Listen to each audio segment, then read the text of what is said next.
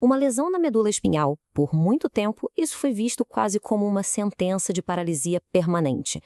Mas e se isso estivesse prestes a mudar? Essa é a história de uma descoberta científica que pode ser revolucionária. E, claro, dos corajosos pioneiros de 4 patas que ajudaram a tornar tudo isso possível. Essa é a pergunta, né? A grande pergunta que moveu anos e anos de pesquisa e que nos trouxe até aqui, a essa história que mistura esperança com muito, mas muito rigor científico. Então, vamos começar pelo problema. Para a gente entender por que essa pesquisa é tão inovadora, a gente precisa primeiro ter uma noção do tamanho do desafio que os cientistas estavam enfrentando.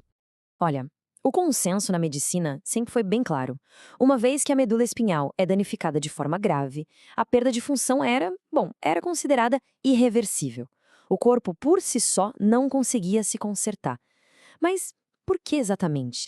E aqui está o X da questão. O corpo, na sua própria tentativa de se curar, acaba criando essa tal de cicatriz glial. Pensa nela como se fosse um muro de concreto bioquímico que bloqueia qualquer chance das fibras nervosas se reconectarem. Esse é o grande vilão da nossa história. Mas como em toda boa história, a gente precisa de um herói. E nesse caso, o herói vem na forma de uma molécula, uma proteína projetada especialmente com uma missão: superar essa barreira. O interessante aqui é essa distinção. A laminina, que está aí à esquerda, é a versão que o nosso corpo já produz naturalmente. Mas os cientistas de um laboratório brasileiro desenvolveram a polilaminina, à direita. É como se fosse uma versão turbinada, sabe? Ela se mostrou muito mais eficaz para estimular o crescimento dos nervos, funcionando como um verdadeiro andaime biológico. E isso não surgiu do nada de uma hora para outra. Como essa linha do tempo mostra, foram anos de trabalho metódico. Primeiro, tudo em laboratório, depois em testes com ratos e até um estudo piloto em humanos com lesões recentes, que aliás mostrou resultados bem promissórios de segurança e eficácia.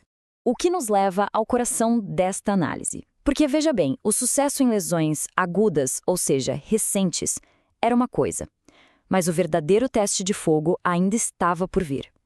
E a resposta viria de um grupo de voluntários muito, muito corajosos. E aqui está o pulo do gato. Numa lesão crônica, a tal da cicatriz glial já está totalmente formada, solidificada. É como tentar construir uma ponte depois que o terreno já desabou e endureceu. Era um desafio bem maior, que precisava de uma nova estratégia. A solução encontrada foi, sinceramente, genial. Uma abordagem em 2 etapas. Primeiro passo, usar uma enzima para basicamente demolir aquele muro da cicatriz glial. E aí sim, com o caminho livre, vinha o segundo passo, injetar polilaminina para criar a tal ponte, o andaime biológico, que permitiria a reconexão. E o rigor científico aqui foi impressionante. Eles fizeram um longo período de triagem, de fisioterapia, para garantir que os animais escolhidos tivessem lesões totalmente estáveis, sem nenhum sinal de melhora espontânea. Isso é crucial, porque significa que cada cão serviu como seu próprio controle, o que torna os resultados muito mais confiáveis. E os critérios eram realmente rígidos. Tinham que ser cães que não andavam há meses e cujas condições estavam completamente estabilizadas. Por que isso é tão importante? Porque garantia que qualquer melhora, por menor que fosse depois do tratamento, seria de fato um resultado da terapia, e não de uma recuperação que aconteceria de qualquer jeito. Então, vamos lá! Com um plano inteligente e uma metodologia super rigorosa em mãos, chegamos ao momento dos resultados. Antes de começar o tratamento, o cenário era este. A pontuação média de marcha dos 6 cães era de 2,2, numa escala que é validada para isso. Isso significa uma deficiência motora bem severa. Esse é o nosso ponto de partida. A equipe então administrou o tratamento e continuou com a fisioterapia. A grande pergunta que ficou no ar foi: depois de 6 meses, será que alguma coisa teria mudado? E a resposta foi um sim bem claro. A pontuação média subiu de 2,2 para 3,2.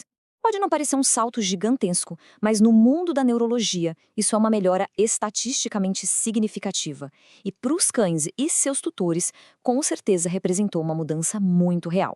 Esse gráfico de barras aqui mostra o impacto de um jeito bem visual, bem claro, um aumento de quase 50% na pontuação média de marcha.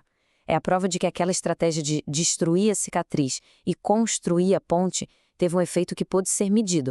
Os próprios pesquisadores, na conclusão do estudo, foram cautelosos, mas otimistas. Eles destacaram que o tratamento se mostrou seguro e potencialmente eficaz, o que abre as portas para mais estudos e, quem sabe, uma nova forma de tratar esse tipo de lesão. E aí, claro, vem a pergunta que todo mundo está se fazendo: o que isso tudo significa para as pessoas? Vamos avançar para ver como essa história continua. A comunidade científica, claro, está de olho. Outros pesquisadores já reforçam que a polilaminina não é só um avanço isolado, mas sim uma perspectiva real para o desenvolvimento de novas terapias para várias doenças degenerativas. E aqui está a grande notícia, a que conecta todos os pontos. Com base nesse histórico de segurança e nos resultados promissores, incluindo esse estudo nos cães, a Anvisa deu o sinal verde. Aprovou o início de um ensaio clínico de fase 1 em seres humanos. Ou seja, o próximo capítulo já começou a ser escrito. A jornada da ciência é longa, ela avança passo a passo. Mas a história desses pioneiros caninos mostra que uma pergunta ousada, quando combinada com ciência de ponta, pode de fato iluminar um caminho onde antes só parecia haver escuridão. Um caminho para um futuro que até bem pouco tempo atrás parecia impossível.